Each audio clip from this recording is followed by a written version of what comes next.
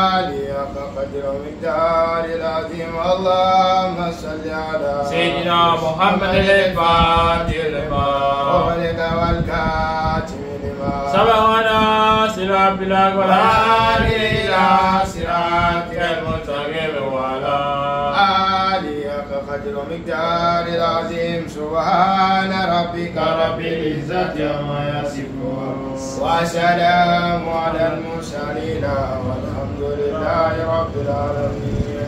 لا إله إلا الله الله الله لا إله إلا الله الله الله لا إله إلا الله الله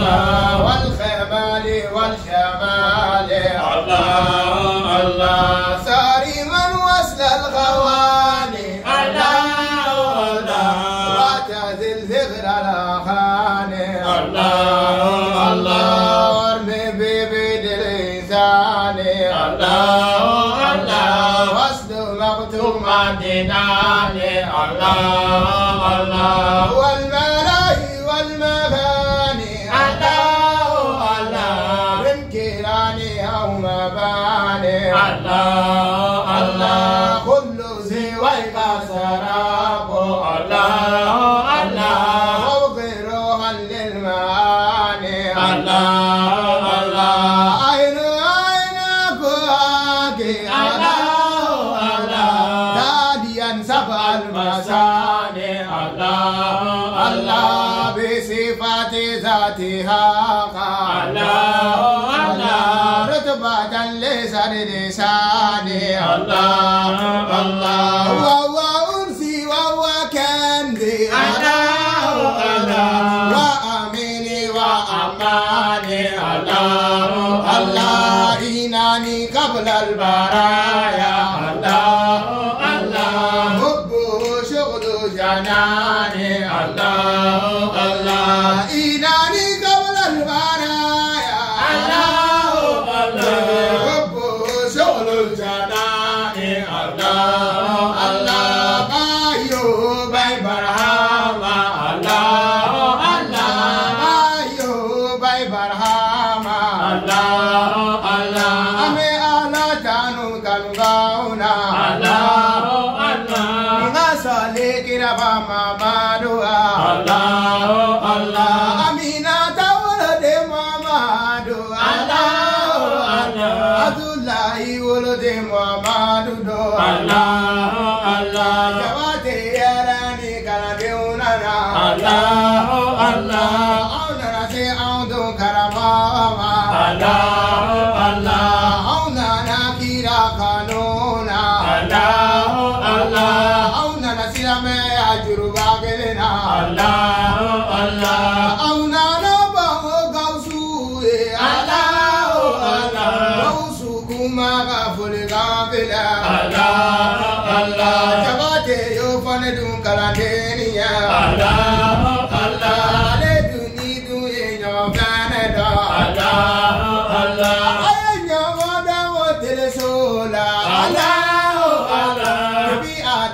Odo vanela Allah Allah Fogana se suina venema Allah Allah Konya de temena ninya baja Allah Allah O kanye kiraba kanunye Allah Allah O kanye mamadu kanunye Allah Allah Jami se ya fenati mwashijia Allah Allah Wani dunde gadi famala Allah Allah Ana na boya di Gaoussou Allah Allah Gaoussou kouma gado akaunye Allah Allah Nala eshini dun jira auna Allah Allah Association be nga wele gando Allah, Allah. Ame jedu nga faranyabanga Allah, Allah.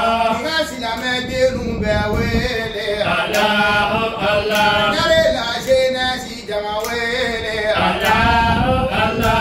Nga suntiga dumbere barega Allah, Allah. Ina yo sashegi na bene Allah Ane bunya soroni mabauye Allah, Allah. Bunya taraga di Gaoussou Allah, Allah. Diga dua chama nge kalane nunge Allah, Allah.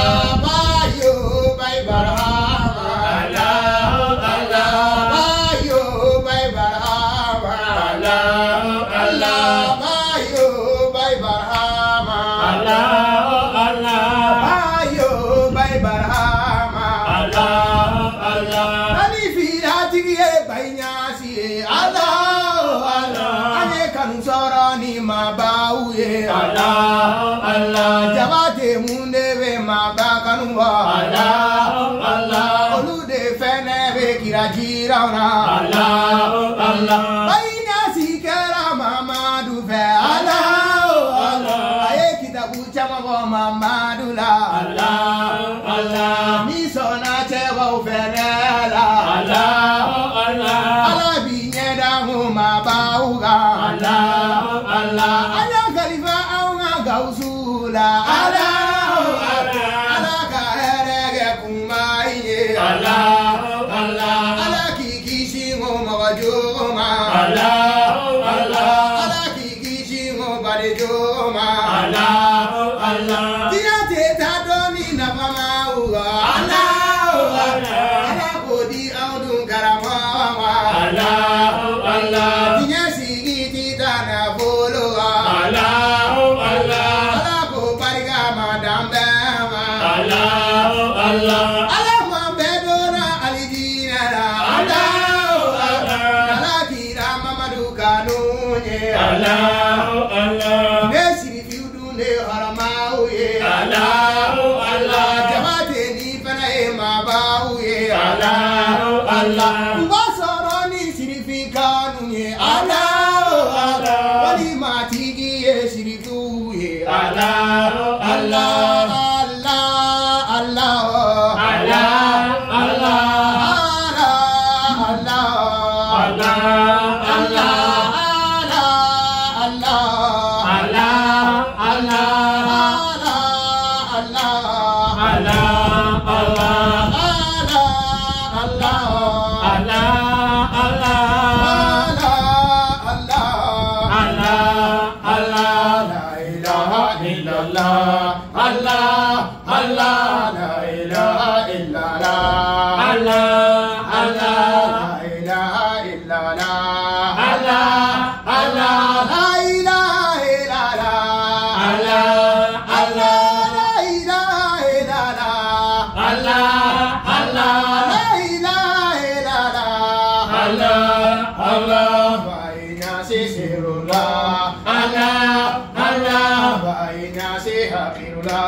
Allah, Allah.